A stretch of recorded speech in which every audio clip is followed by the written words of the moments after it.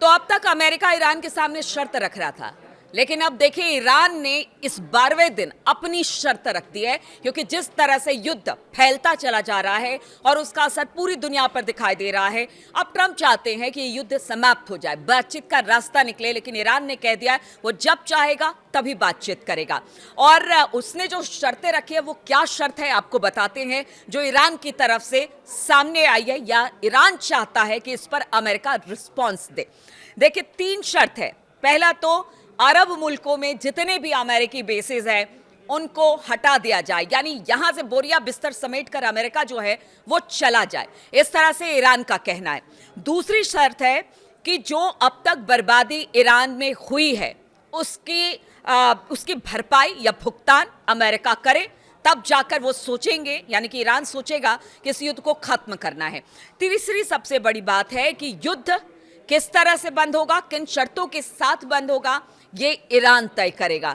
देखिए शर्तें अब दोनों तरफ से रखी जा रही है। पहले तो अमेरिका ने बहुत सारी शर्तें रखी थी, रिजीम चेंज की बात हो रही थी, परमाणु कार्यक्रम बंद करने की बात ईरान की हो रही थी, इसके अलावा जो लॉन्ग रेंज की मिसाइलें हैं उसको बंद करने की बात हो रही थी। लेकिन अब ईरान की शर्तें अमेरिका के लिए मुसीबत बन गई है, क्योंकि ईरान ने जिस तरह से हॉर्मुज में अमेरिका को फंसा दिया है, अमेरिका की किरकिरी खुद उनके देश में और बाकी दुनिया में भी हो रही है कि आखिर ट्रंप और नेतन्याहू ने ये किया क्या है। अब देखिए लेटेस्ट हमला आपको बताते हैं। आपसे कुछ देर पहले बताया जा रहा है कि कतर में जबरदस्त तरीके से हमला किया गया है, क्योंकि देखिए कतर जो था वो अमेरिका, इजराइल और इधर अगर अमेरिका और ईरान की बात की जाए उसके बीच में मध्यस्थता कर रहा था। लेकिन जिस तरह से कतर में लगातार हमले हो रहे हैं, कतर ने कह दिया है कि ऐसे में अगर हमला बंद ईरान नहीं करता है तो फिर मध्यस्थता की तो बात छोड़ दीजिए, हम भी अपनी तरफ से ईरान पर हमला कर सकते हैं। यानी कतर ने भी अब अपने आंख दिखाए हैं। देखिए पीछे कुछ दिनों में हमने देखा 7-8 देश खाड़ी देश के हैं जो कि इस वक्त त्राहिमाम कर रहे हैं। अब अगर पूरे मिडिल ईस्ट की बात की जाए तो यहाँ पर पूरी अर्थव्यवस्था जो है वो एक तरह से कह लीजिए पर्यटन पर है या फिर बाहर से आए लोगों पर है। यहाँ पर जिस तरह से विकास हुआ उसको लेकर जो अरब देश थे जो कि अपने आप को लिबरल मानते हैं, उनके लिए इस वक्त बड़ी मुसीबत की घड़ी है। उस पर से स्ट्रेट ऑफ हॉर्मुज में जो तेल था या फिर जो गैस थे उनकी आवाजाही को रोक दिया गया है, बारूदी सुरंग बिछा दी गई है। एक तरह से कह लीजिए कि पूरा स्ट्रेट ही डेथ स्ट्रेट बन गया है। यहाँ पर कभी भी कोई भी बड़ा हमला और उसके बाद किस तरह से नावें उड़ रही हैं, क्योंकि जहाज पीछे हमने देखा कि दावा था अमेरिका का कि उन्होंने 16 ईरानी जहाज़ों को उड़ा दिया। इसी तरह से ईरान का कहना है कि अगर यहाँ से एक भी जहाज़ निकला तो फिर उसे भी ख़त्म कर दिया जाएगा। तो ईरान अब पूरी तरह से उसने एक स्ट्रेटेजी बनाई थी और ये स्ट्रेटेजी अब जो जानकार हैं या वॉर एक्सपर्ट है वो बता रहे हैं कि देखिए इसको एट्रिशन नीति कहा जा रहा है। एट्रिशन नीति होता क्या है, यानी धीरे धीरे थकाने की नीति। सामने वाले को आप इतने धीरे धीरे मारिए कि उनकी कमर खुद ही टूट जाए, यानी धीरे धीरे हमला कर रहा है, धीरे धीरे अपनी स्ट्रेटेजी बना रहा है। पहले उसने जगह जगह एयर बेसिस थे ईरान के, जो इजराइल के थे या फिर अमेरिकी ठिकाने थे, उनको हमला किया। बाद में उसके बाद कहा जा रहा है कि चोक कर दिया गया है स्ट्रेट ऑफ हॉर्मुज को, उसको चोक कर दिया है। वहाँ से किसी तरह से तेल और गैस की आमद, वहाँ से जहाज़ नहीं निकल पा रहे हैं और उसका कहना है ये तब तक बंद रहेगा जब तक अमेरिका और इजराइल पीछे नहीं हटते हैं, तब तक इसे बंद किया जाएगा।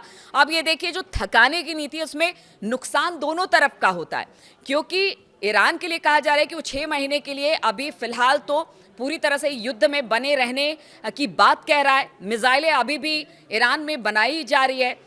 उसकी एक एक ड्रोन की बात की जाए, बड़ी कम कीमत की ड्रोन है और यही कहा जा रहा है कि 1500-1600 में वो ड्रोन बनाते हैं और फिर जाकर जो इजराइल है और अमेरिका है उनके बड़े बड़े इक्विपमेंट से गिरते हैं, यानी उनके जो एयर डिफेंस सिस्टम है जिसमें थर्ड है, एयर सीलिंग है, उनको किस तरह से तबाह कर रहे हैं। भारी नुकसान। एक 1600 का ड्रोन, आज समझिए कई $100 का उनका जो पूरा सिस्टम है डिफेंस, उसको बर्बाद कर रहा है, एयर बेसिस को बर्बाद कर रहा है। तो इसमें अगर किसी का ज़्यादा नुकसान हो रहा है तो वो है अमेरिका और इजराइल। इधर ईरान ने तो कह दिया है कि देखिए अब बातचीत तो कुछ होगी नहीं, क्योंकि बार बार हम अपने पीठ को अमेरिका की तरफ कर ये नहीं कहेंगे कि हम आओ और हमें पीठ में हमारे चूरा गोपो।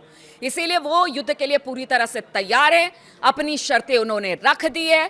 इस शर्तों को लेकर अमेरिका तो नहीं मानेगा। ट्रंप जिस तरह के व्यक्ति हैं और उनकी जो शख्सियत है वो तो कभी नहीं मानेंगे, लेकिन फिलहाल ये युद्ध आगे बढ़ेगा, इसकी पूरी उम्मीद की जा रही है, क्योंकि यहाँ से कोई भी पीछे हटने को तैयार नहीं है। सभी ने अपनी अपनी शर्तें रख दी है। फिर ऐसे में युद्ध का होगा क्या? हर रोज जब वीडियो बनाती हूँ तो यही सवाल के साथ छोड़ के जाती हूँ कि इस युद्ध का होगा क्या? आखिर कौन पीछे हटेगा?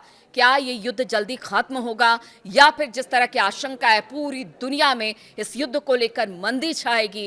क्या कोई बीच का रास्ता निकलेगा? क्या दोनों या तीनों देश बैठकर कोई बीच का रास्ता निकालेंगे, या फिर कहीं ना कहीं इससे पूरी दुनिया में एक तरह से कह लीजिए विनाश और मंदी का दौर शुरू होगा? और किस तरह से आगे ये युद्ध बढ़ता है, इसमें कौन कौन कूदता है? क्योंकि देखिए रूस की तरफ से भी तमाम फैसिलिटीज़ उपलब्ध कराई जा रही है ईरान को। उधर अमेरिका और पुतिन की बातचीत होती है, वो ये कहते हैं कि आप मध्यस्थता कीजिए, लेकिन दोनों अपनी अपनी बातों पर अड़े हुए हैं, अमेरिका भी और ईरान भी। अब ये देखना होगा कि आगे और किस तरह के हमले होते हैं, किस तरह के वार होते हैं। हम तो बस यही देखने के लिए बैठे हैं कि किसने किस पर कितनी मिसाइलें दागी या किसकी कौन सी जगह बर्बाद हुई। ये अपडेट लगातार हम आपको देते हैं, लेकिन हम तो यही चाहते हैं कि देखिए युद्ध समाप्त हो।